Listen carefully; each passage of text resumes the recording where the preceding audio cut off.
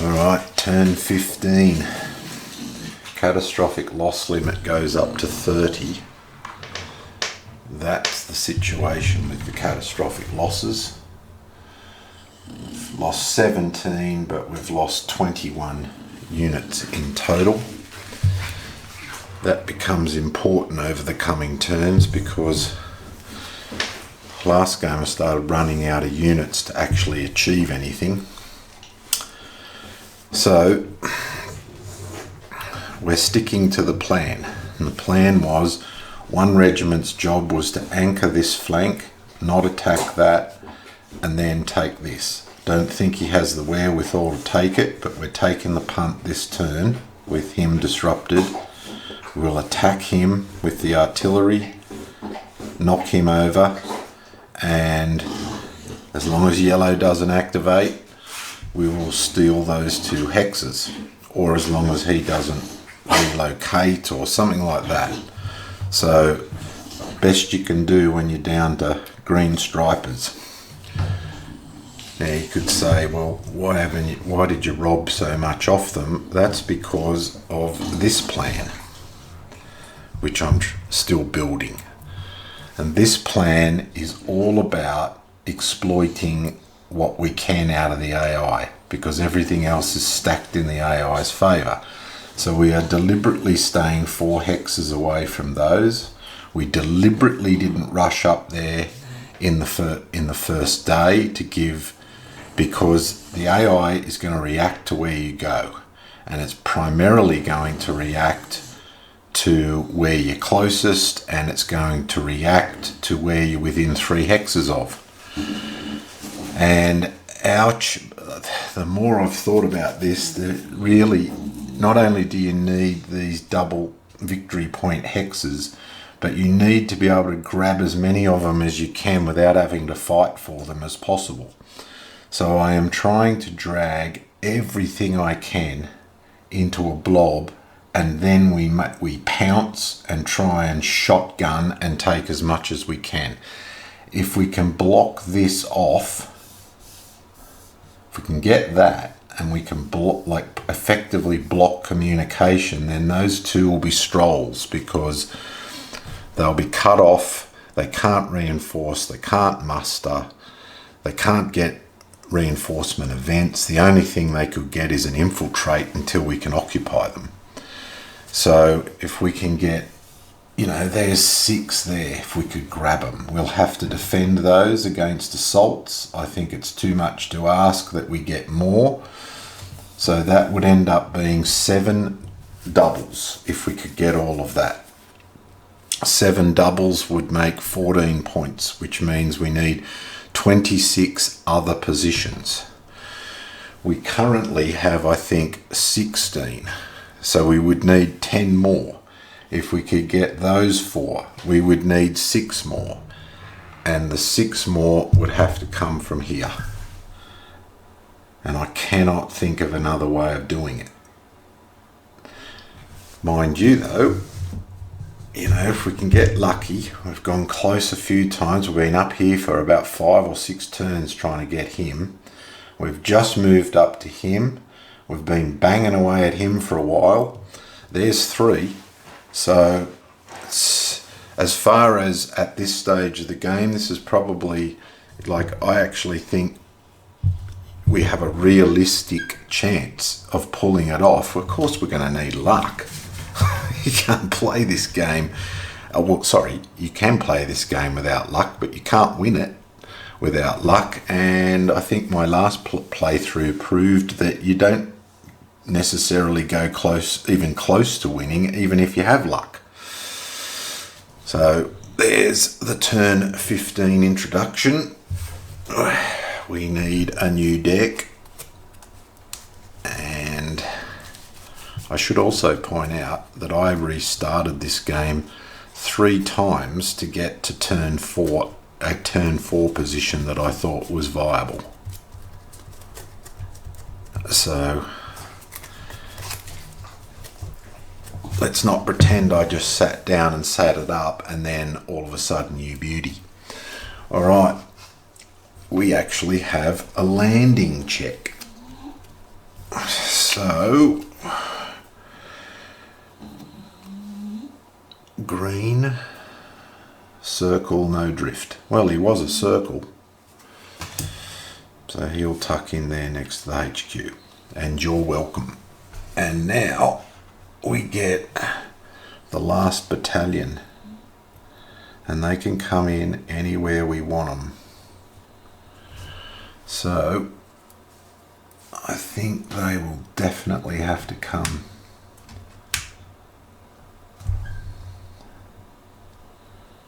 and I think we'll bring him in here.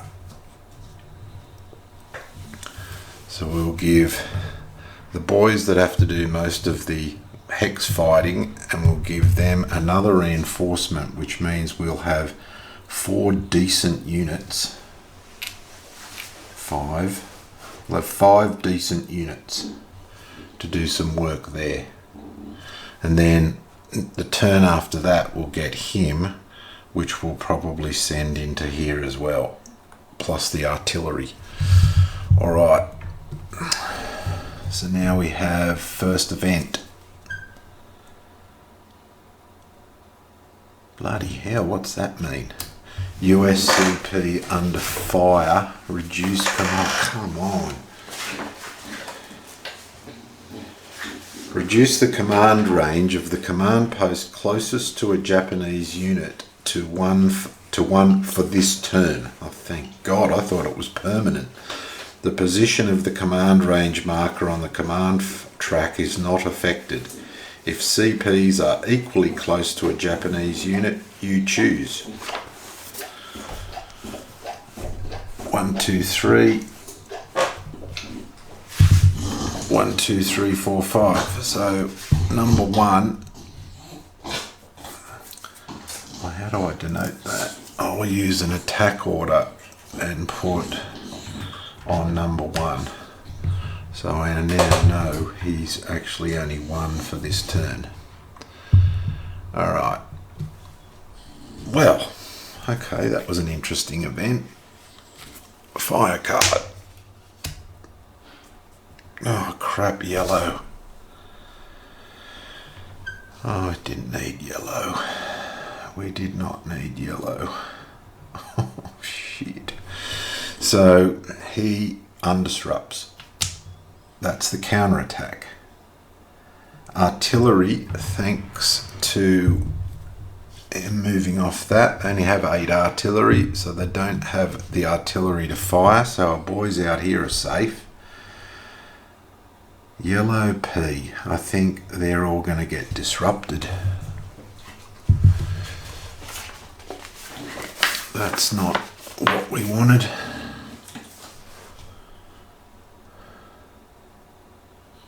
Unoccupied, incoming communication, no action. Ooh, okay, so yellows only do anything if they're, well, let's not start the party yet, because that's disrupt all US units in field of fire, but no fire. Okay, and that means he loses his disruption. And that means that yellow 1, 2, 3, 4 patrols doesn't get us. He 1, 2, 3, 4 patrols and does him. Disrupted. Okay, that wasn't as bad as I expected. Red M. I think red's one of the safest colours we've got, because he's way out. We haven't tempted him. Okay, he's not so safe. Fire with machine guns.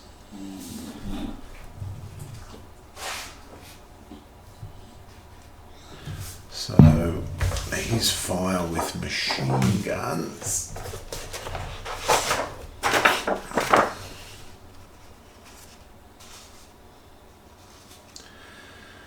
Fire by non-armoured US units with the target symbol indicated on the fire card lose a step. but aren't disrupted.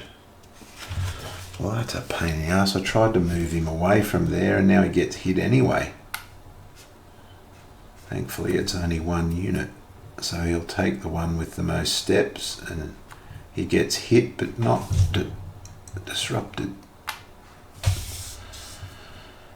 Red, machine guns, nothing. Mortar, 1, 2, 3, 4, no other reds to worry about.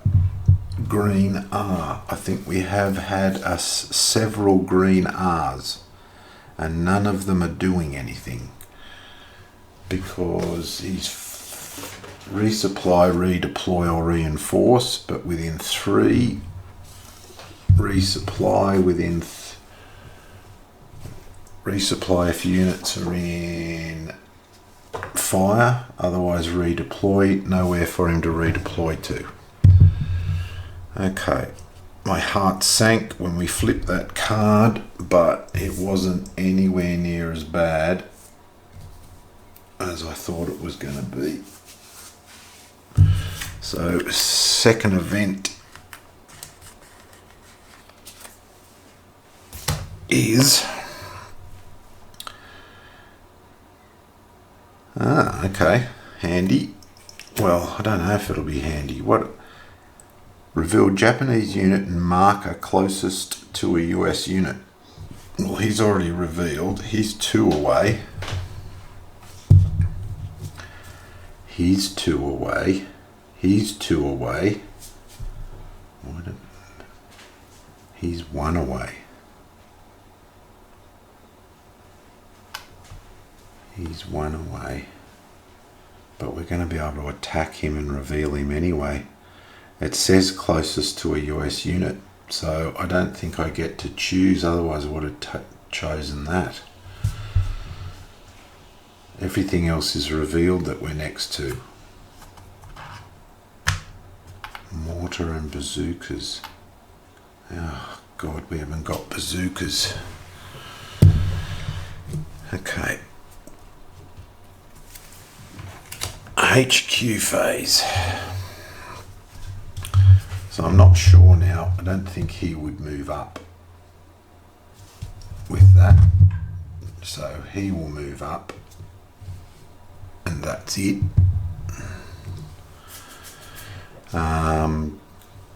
Garrisons. We can plonk one. No, we can't. No, we can't. Now we can. We can plonk one in there because he is not going to get assaulted, at least for the time being.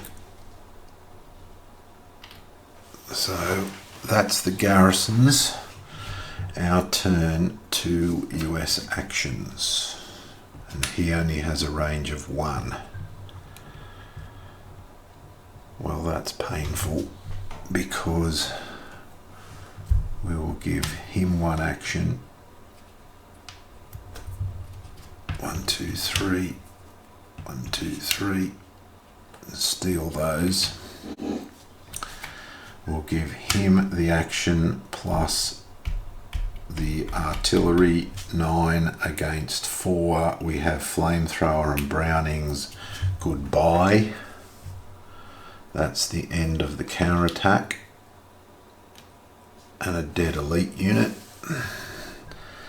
We now no longer have any actions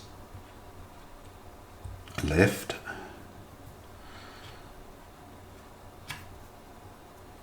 One, 2, 3.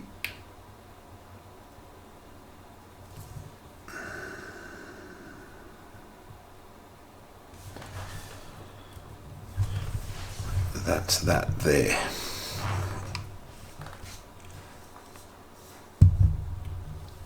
Up here. Remove disruptions. Bloody. And now we got to hold our breath again for yellow.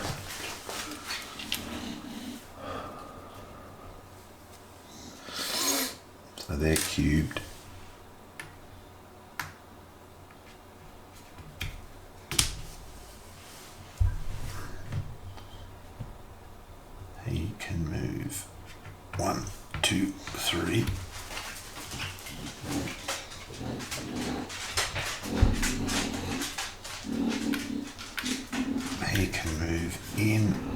he can move out.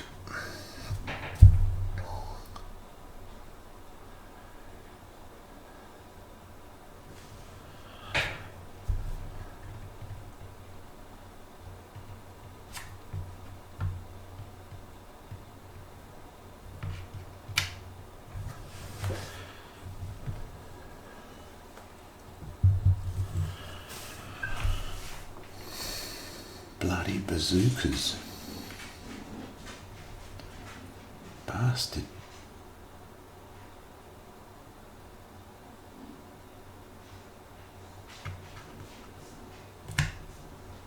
He'll move into there, and that blocks their... They're out of communication now once we've dealt with it. Well, they're actually out of communication right now, so they don't get depth markers or reinforcements. Demolitions. Let's work this out. I'm sick and tired of effing about with this position. Dauntless airstrike marker will do it. So we will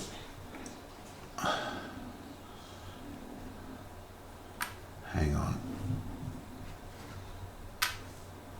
He's got a radio, thank God, and he's in command and he's in its field of fire, so he can sort it, I think. He can sort it. I better check. I'll just pause. Okay, well, none of them have radios. So he will have to be part of the attack, which is in command range of the HQ. So he will attack, but he doesn't give demolitions 2 hexes away, unfortunately. And he will attack. So that is 11 ridiculously. And then we chuck the Dauntless airstrike marker in as support. It ends up being 20 and we get the demolition requirement. I know it's ridiculous, but that's what we had to do, and now he can move in and take that bloody hex.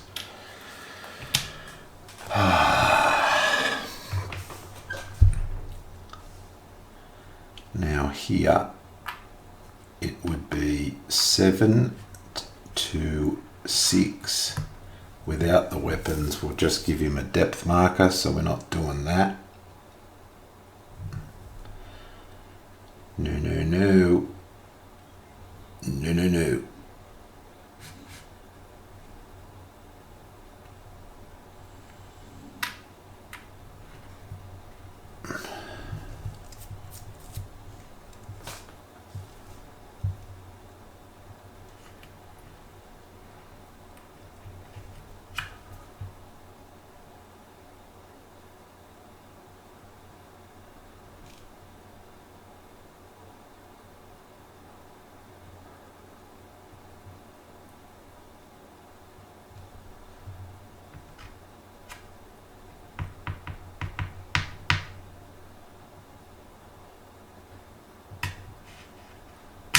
Stay there for the time being. The 2 tanks can move up onto there, and that's pretty much that over there done.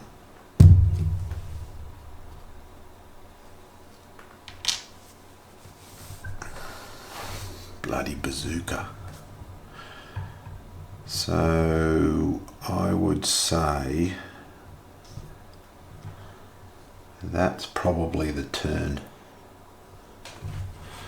That is probably everything we can achieve. Yep.